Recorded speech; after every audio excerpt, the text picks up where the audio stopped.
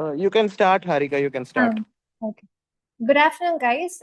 So I'm presenting my research article on the topic third-party funding under the ICC Arbitration Rules 2026. My title is Transparency Without Regulation, which captures my central idea of the article in 3 words: transparency without regulation.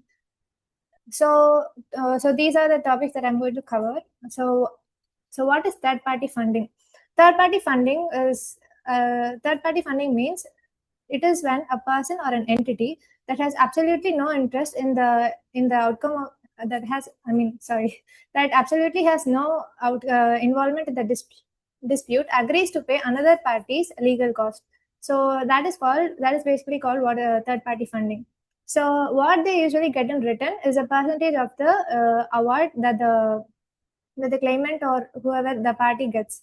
So the downside is that if the party loses, then they get nothing. So that is third-party funding. So in recent times, it has rapidly grown because of 3 reasons. Because arbitration usually involves high-value claims, so which attracts investments. And it is also, the arbitral awards are also enforceable in over 170 countries under the New York Convention. And basically, first, third-party funding was started to involve to avail access to justice. So these are the reasons why third-party funding has emerged. But in recent times, there are 3 structural concerns raised by third-party funding. First one is conflict of interest.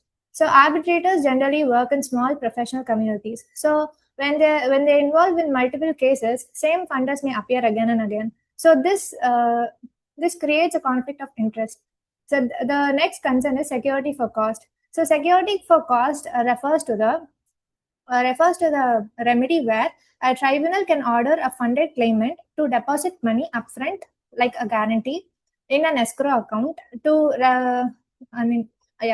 as a guarantee that the respondent can recover its legal cost when it wins. So, but there is no provision for this particular security for cost in any of the acts. So the next one is cost recovery. So what is cost recovery? It simply means getting your legal expenses back from the losing party in case you win. So you can get various costs like lawyer fees, expert fees, filing costs, etc. from the losing party in case you win. So there is also, so what remains a problem in cost recovery is that in case the winning party has obtained third-party funding and it has paid a premium to it, a premium to the funder, can the winning party also recover such premium paid when it wins? So these are the 3 concerns raised by third-party funding. So the ICC 2021 rules basically tries to address these concerns. So the ICC 2021 rules, particularly the Article 11 Clause 7, it basically states that. So it basically states that it requires each party to promptly disclose about the existence and identity of any non-party funder with an economic interest in the outcome. So it basically mandates a disclosure of the third-party funder. But what it leaves open is that there is no disclosure of funding agreement terms, and also it does not provide any consequences for non-compliance. So these problems still remain. And recently, the ICC 2026 rules have been introduced, and it has released about three provisions relating to the third-party funding. So the first one is Article 12 Clause 6, which is like the core disclosure obligation. Though this was introduced, it just deliberately retained the Article 11 Clause 7 of the previous rules. So the second one is Article 12 Clause 5, which is party list mechanism. So this is a genuinely new provision. So what it mandates is that, so it requires parties to submit a list of entities or persons who has conflict in the case. So it just mandates a list to be filed with the people involved to the arbitrator, so that in case of any conflict of interest, it can be solved. So the third one is Article 12 Clause 2, which mandates disclosure threshold. So this one is actually kind of this says that if there is any doubt whether a person should disclose or not disclose, then the outcome should be resolved in favor of disclosure. So if there is any doubt, then that person or whatever should be disclosed.